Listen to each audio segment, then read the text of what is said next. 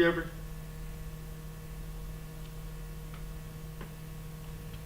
Can you hear me? Yep. How are you? Good. You recognize him? No. Who's that? Who's that 14-year-old? Some stranger. And he shaved his beard. He does look 14 now. He does. He said at least he has eyebrows. I hate him. How are you doing? I'm good. How are you? Good. Ready to get back in the swing of things and vacation and get back to reality, and as bad as it is. Yeah. I'm kidding. Alright guys, YouTube, you should be up. Hopefully you are. I have no idea if it's streaming or not. So last week we were in 1 Kings 17. This week we're in 1 Kings 18. We're just doing kind of like the first half of it. 1 through 19. So when we left off in 1 Kings 17, remember God had sent Elijah to the brook, the creek, whatever you want to call it, and the ravens fed him and he drank from it, and then when it dried up, he went to the widow's house, and the widow and her son were getting ready to prepare their last meal, and Elijah said, if you make me a cake and serve it to me, I will make sure that God provides for you, and the oil and flour will never run out. And we wonder why, God put him in that position. And at the end, we get this kind of hint of the fact that Elijah had a lot more work to do and needed to be a lot stronger than he was. Even though his faith was already really strong, him going through that process of living with this lady and her son, and then her son getting sick and her son dying, and him bringing, through the power of God, bringing the son back to life, she gave him the confidence because of everything that he'd been through, telling him that in verse 24, the woman said to Elijah, now I know that you are a man of God, that the word of the Lord in your mouth is truth. And you stop and you think, well, why is that so life-changing? Well, let me ask you this. If somebody said that to you, would it change your life? And the answer is yes, it probably would, right? There is something very powerful about somebody affirming that you are reflecting the power of God. There's something very affirming about somebody telling you that you are doing God's work. That empowers you. That gives you more faith. It gives you more reliance on the Holy Spirit. So this was the reason that God sent him there. And you're thinking to yourself, my goodness, this is so like, God works in such a weird way. This is so horrible. He was stuck there for 3 years eating flour and oil cakes and hanging out with these two people he didn't know, and basically hiding from King Ahab, because if King Ahab could find him, he would have killed him. And then if you stop and reflect, you realize how difficult we are when it comes to our relationship with God, and how stubborn we are when it comes to changing for him, that sometimes when he needs something big from us, he has to do something drastic and long-lasting to us to get us to be willing to change.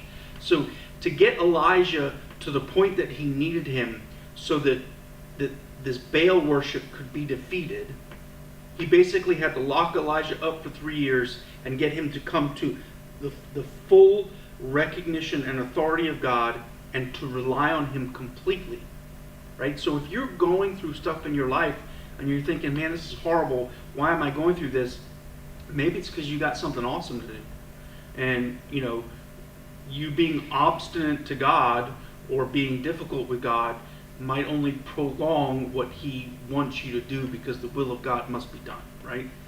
And if you give up, he'll find somebody else to do it, but you don't want to have that happen.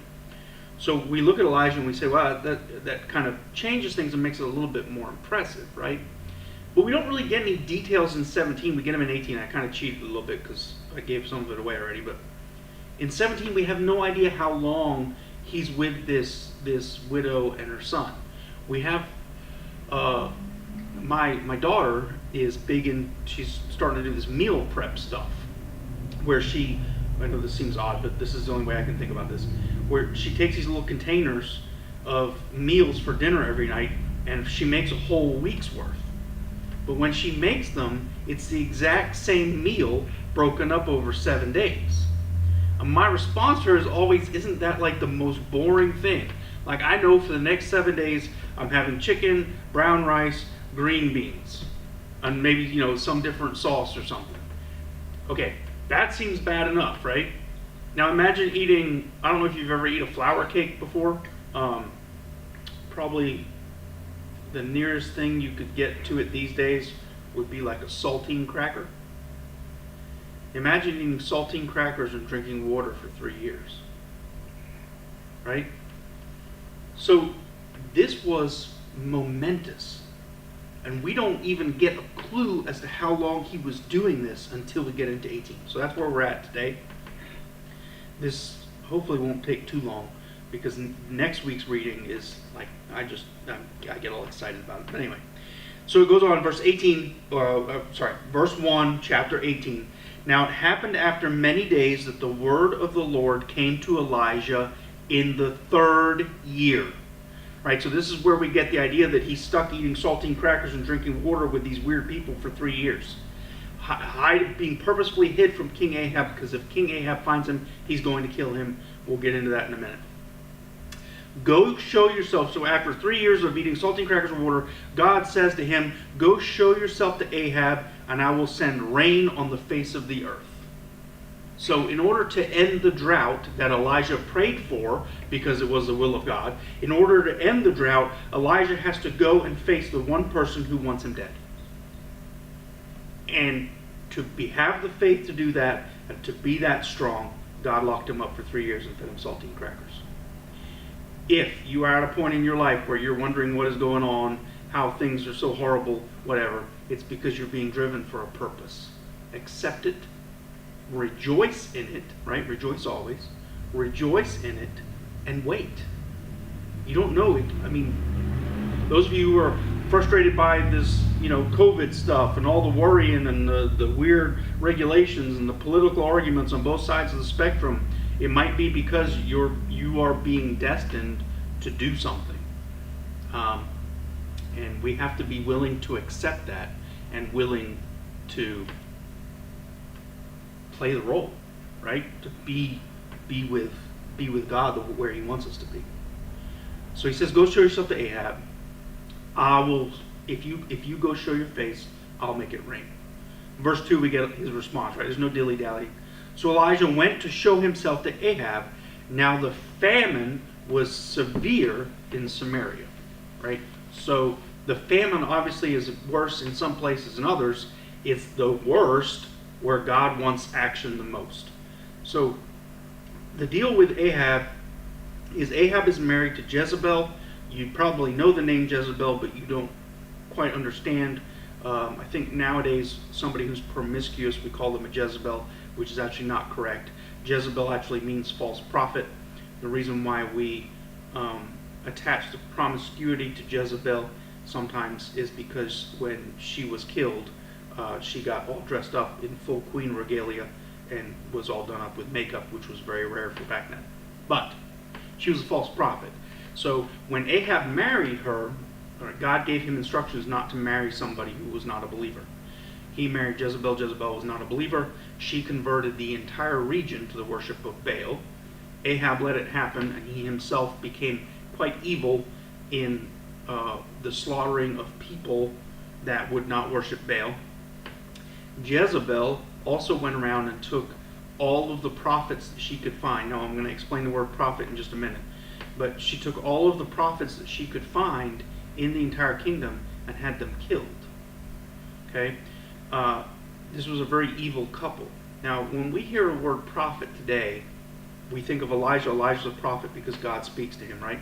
But prophet was a generic term that you could exchange for minister, pastor, servant of God, however you want to put it, right? So, literally, anybody who was serving the Lord, Jezebel had them literally thrown out a window of her castle. That's how she killed them. Obadiah, who we're about to meet, took 100 of these prophets, 100 of these teachers of God, and hid them in 2 caves and fed them bread and water to keep them alive. Right? So we're about to get to that. So Elijah went to show himself to Ahab. Now the famine was severe in Samaria. Ahab called Obadiah, who was over the household. So Obadiah was the palace manager, I guess you could call him. But Obadiah feared the Lord greatly. You say, well, okay, if Ahab is a Baal worshiper and Obadiah loves God, then how can Obadiah be willing to work for Ahab? Well, the work that Obadiah was doing had nothing to do with the worship of Baal. He was managing the royal palace. He was taking care of the horses. He was doing these things that God had called him to do in his life to be an example, right? So Obadiah himself is obviously very strong in faith, because he could have been killed at any point as well. Verse 4, for when Jezebel destroyed the prophets of the Lord, Obadiah took 100 prophets and hid them by 50s in a cave and provided them with bread and water. Okay, so there's the thing about him saving the people of God. He saved 100 of them. She killed all the rest of them. Then Ahab said to Obadiah, go through the land to all the springs of water and to all the valleys. Perhaps we will find grass and keep the horses and mules alive and not have to kill some of the cattle. So they divided the land between them to survey it. Ahab went one way by himself and Obadiah went another way by himself. So here we have this. This is just the pinnacle of stupidness, Egyptian pharaoh idiocracy, right? God presents you with a problem. He makes you aware. He convicts you. You ignore him and search out every other solution other than accepting what God is convicting you of, right? So let my people go. No. Okay, well, here's a plague of locusts. Let my people go. No. Okay, so now your rivers are blood. Let my people go. No. So now I'm going to make it rain frogs, right? The whole time, all the king of Egypt had to do was let the Israelites go. Ahab, we're 3 years in now, everybody's starving to death. He literally is sending his servants out to try and find some source of water to keep his horses and cattle alive instead of just stopping worshiping Baal. Now the funny thing is the person that he asked to help him find water is Obadiah. Obadiah is a servant of God. He knows for sure he's not going to go out there and find any water. He's not an idiot. But he also knows that because he is working for Ahab, because that is where God has put him, remember back to Daniel, right? Daniel was a servant of God, working for the worst of the worst. God put him there. Obadiah is listening to what he's being asked to do because he knows God has a plan for him.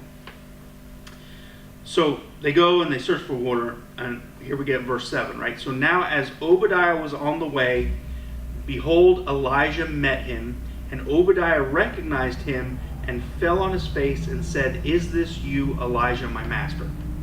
So obviously they have a relationship. They've met in the past. Well, how they met in the past is Obadiah was trained under Elijah in the ministry.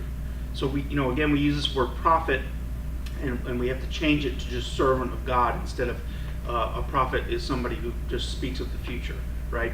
Prophets have different abilities and can do different things. So Obadiah was a minister who was trained under Elijah. So Elijah was well known. He was seen as a great leader. He trained Obadiah. They finally meet again. Elijah says to him, it is me, it is I. Go say to your master, behold, Elijah is here. So he runs into Obadiah when Obadiah is walking around pretending to look for water, knowing he's not going to find any, knowing that God called him to walk around for a reason. He bumps into Elijah. Elijah says to him, hey, go tell Ahab I'm back. Right? Now, we have to remember, we have to go all the way back to chapter 17, verse 1 to understand why it's a big deal that Elijah goes to Ahab and says, I'm back. Right? So if you don't have to flip back with me. If I flip back to 17:1, it says, now Elijah, when we first met Elijah the Tishbite, who was of the settlers of Gilead, said to Ahab, as the Lord the God of Israel lives, before whom I stand, surely there will be neither dew nor rain these years except by my word.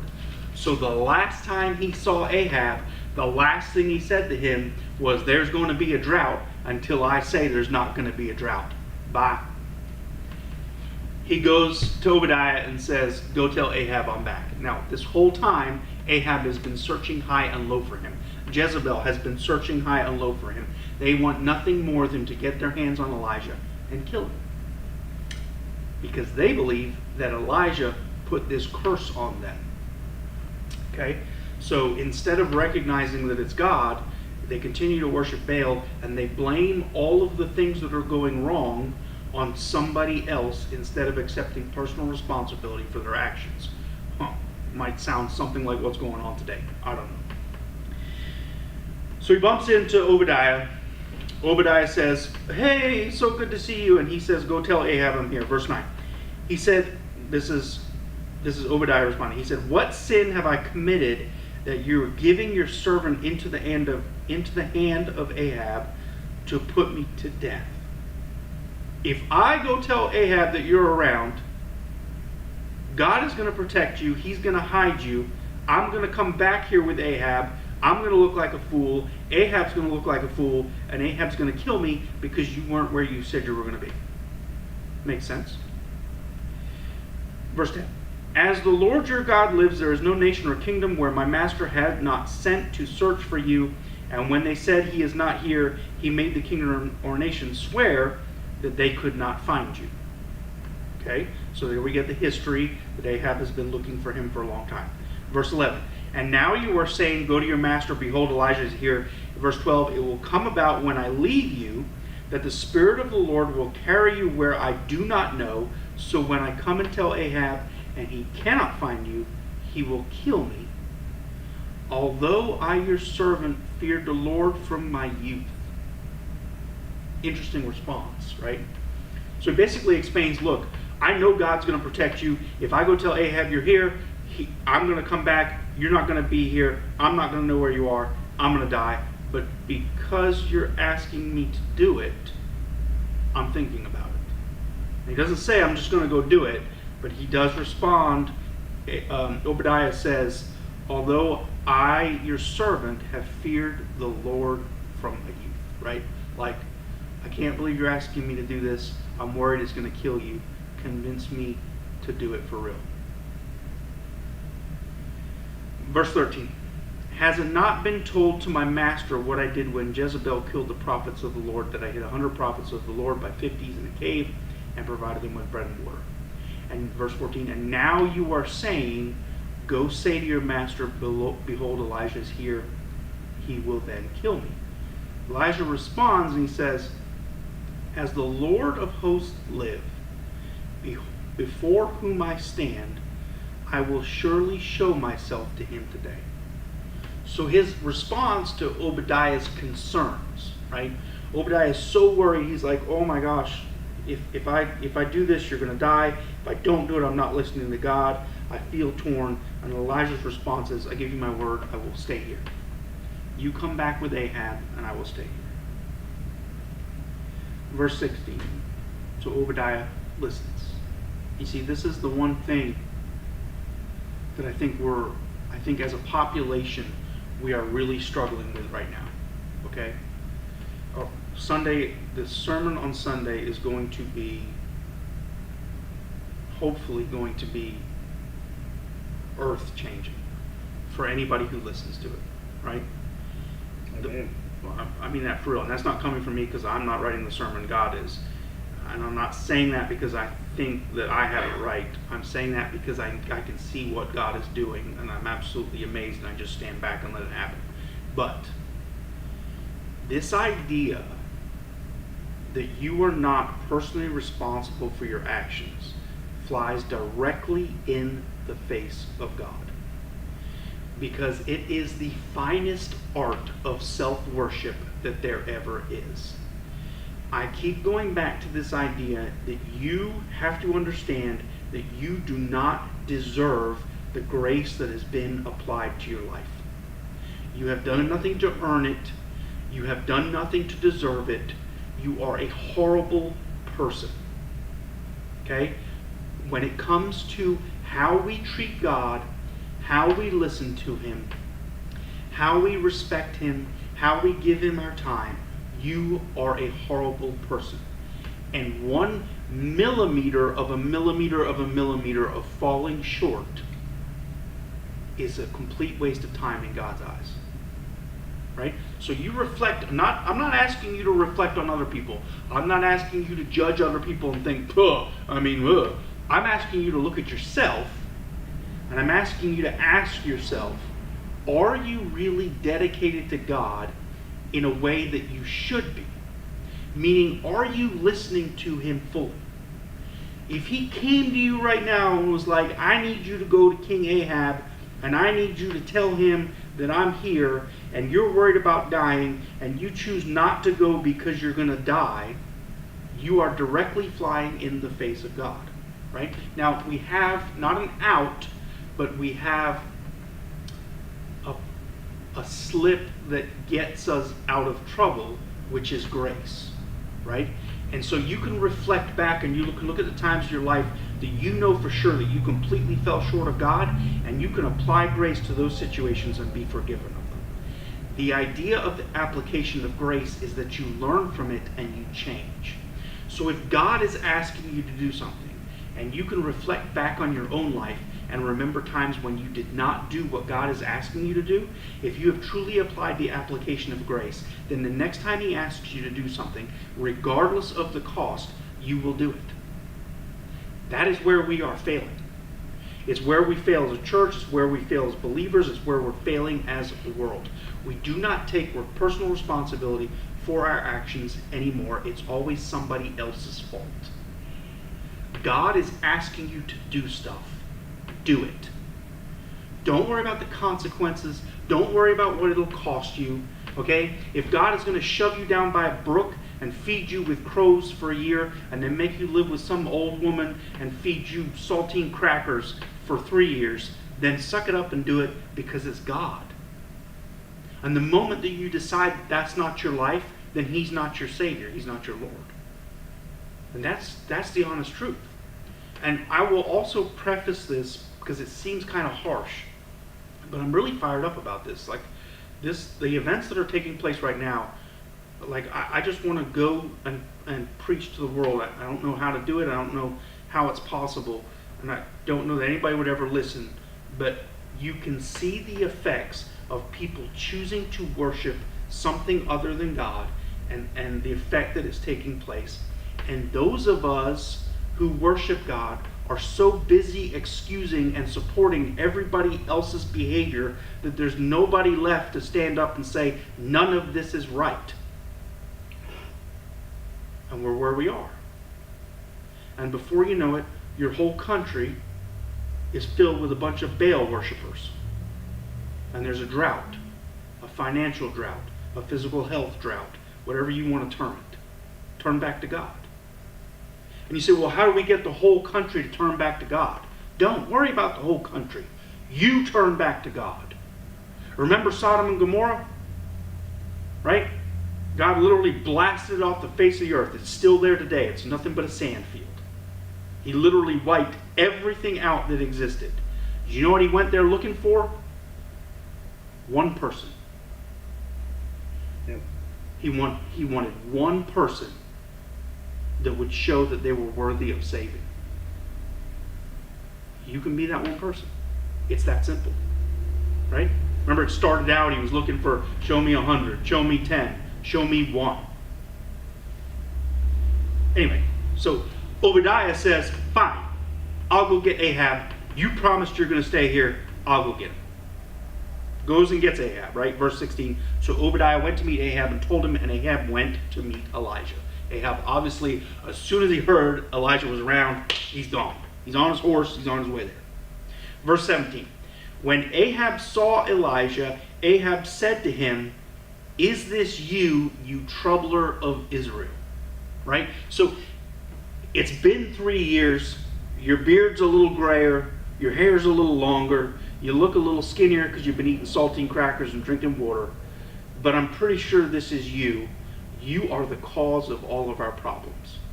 Now he's saying this to Elijah. The Baal worshiper is saying this to Elijah when the Baal worshiper was warned that if he didn't stop worshiping Baal and went back to worshiping God, things were going to get hard for him. Things were going to get hard for the people that lived in his land. Right? No personal responsibility. He looks at Elijah and says, this is all your fault. You brought this on us. Verse 18. Elijah said, I have not troubled Israel. Like, I didn't bring this on. But you and your father's house have, because you have forsaken the commandments of the Lord, and you have followed the Baals. Right? So he says Baals plural. We say Baal singular. It's just worship of the devil. Anything that is not worshiping God is worshiping the devil. End of story. Okay? So he says, look, you got to face the facts. This has nothing to do with me. This is you. You've done this. You married Jezebel. Y'all started this crazy new religion where we worship everything other than God. You've messed up the whole country. If you would have just turned away and turned back to God, there would have been no drought. Your people would have been fine. You wouldn't have been starving to death. None of this stuff would have happened. Verse 19. This is where it gets good. And this is why I stopped today. Because I cannot wait to do this next week. Elijah looks at Ahab and says, now then send and gather to me all Israel at Mount Carmel. Carmel, however you want to say it. Right? Get everybody together. I mean everybody. Everybody that's still alive. Everybody that has not died during this 3-year famine. Everybody that can walk up the hill. You get them there together. And then he says, bring 450 prophets of Baal. So 450 religious leaders of Baal worship. And 400 prophets of the Asherah, which I'll get into in a second, who eat at Jezebel's table. So he said, bring all of Israel, get everybody, every man, woman, and child on top of this mountain that you can get up there. If they're in a wheelchair, you carry them. If they're too old, you carry them. You just get them up there, and you make sure there are 850 people who are worshiping the world. End of story tonight. That's where we stop. But I want to cover this Asherah thing because I find this very interesting. I'm not a Catholic basher, okay? I believe there's serious problems with the Catholic Church, but I also hold in regard the institute that was the Catholic Church at one point because they were the original church. That aside, Asherah is what is known as basically like the mother of God, right? Or the godmother, however you want to put it. When I say godmother, I think of Disney movies and a little magic wand. So I'm going to say mother of God. We can relate that today to people who mistakenly worship Mary, right? You don't worship the human that birthed the baby Jesus. You worship baby Jesus, okay? Period. Period. Mary has no power. Mary cannot answer your prayers. Mary is not the Holy Spirit. Mary is not grace. Mary is not the creator of the universe. Mary was created by God for a distinct purpose, just like you are created by God for a distinct purpose. If somebody made a statue for you, hopefully you would be horrified. Okay? Abraham Lincoln, George Washington, all these statues of these awesome people that they're tearing down, they would have been mortified if they knew statues were going to be made of them. I promise you. Right? We don't worship people, we worship God. So Jezebel is the mother,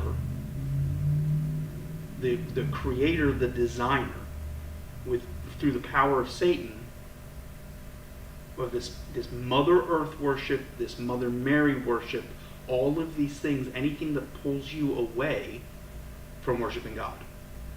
So this is really intense stuff that it's so pertinent, I believe, for today. I'm going to stop there. We all know what happens. Everybody has read the story in 1 Kings, but there's stuff in here that you probably have not seen the details of that will blow your mind. So just as a refresher, So let's run through this one more time, right? So Elijah meets Ahab, tells Ahab, look, unless you change your ways, dude, it's going to be a bad famine because there's not going to be any rain. God says, go run away because Ahab's going to kill you. I'll take care of you. He hides him in a creek.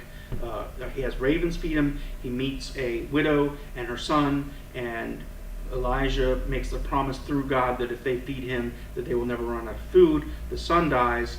Elijah has a moment of weakness where he falls on the son and prays that God would heal him because it makes Elijah kind of look stupid for believing in God. And God answered the prayer. It's a rough way of putting it, I apologize. God answered the prayer, rose the son. That affirmation is what Elijah needed to be strong, for God to tell him to go confront Ahab. He bumps into an old friend of his, Obadiah. Obadiah is scared to death, but does what God asks him anyway because God is God. And Elijah goes and meets Ahab face to face and says, bring your best, because I'm bringing one. That's how we need to live. You bring 850, I'm bringing one. I don't care what you come at me with. I don't care what you try to destroy me with. I've got that guy behind me. One. Right? We'll get into it next week. So next week we're doing 1 King 18:20 through, we're going to go all the way to 4-6. Yeah, all the way to the end. Hopefully you guys enjoyed that today.